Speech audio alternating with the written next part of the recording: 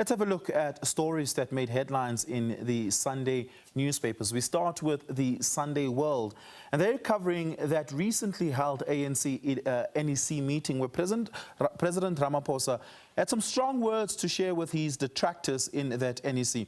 The Sunday World piece very specifically identifies Deputy Minister Mondli Gungubele as well as Joe Phaahla as the front runners and instigators of the supposed coup of President Ramaphosa.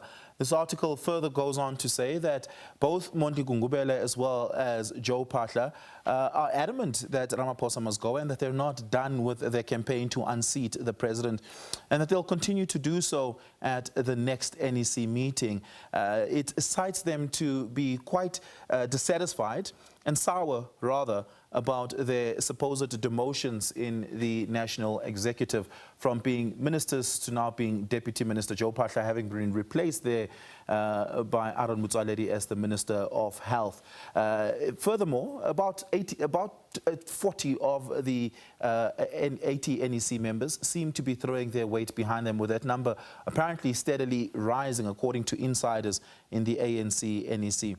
That is what the Sunday World is leading with today. Let's take a look at the Sunday Tribune, and they're leading with that story on the arrest of individuals at OR Tambo International Airport on the supposed trafficking of South African members or South African citizens to fight for a foreign military in Russia, in the Donbas region where Russia and Ukraine are still battling it out. More importantly here, we understand that a fifth person had been arrested today in connection with that ongoing story.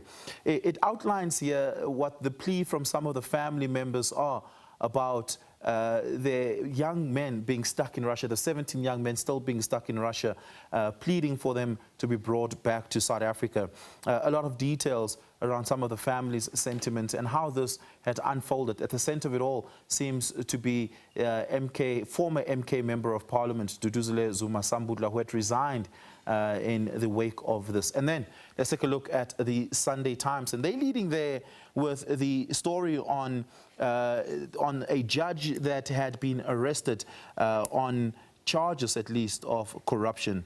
And this very interestingly outlines how the relationship between Judge Phaahla and the leader of the International Pentecostal Holiness Church, Mike Sandlana, had come about. It was a court interpreter who's a member of the IPHC Church that had supposedly introduced Judge Phaahla and Mike Sandlana. It is then further alleged in this article that 7 months prior to this case being enrolled in the court and having been assigned to a judge of any sort, then 7 months prior to this, Judge Phaahla had received gratuity from Mike Sandlana, the leader of the church who is at the center of this contestation.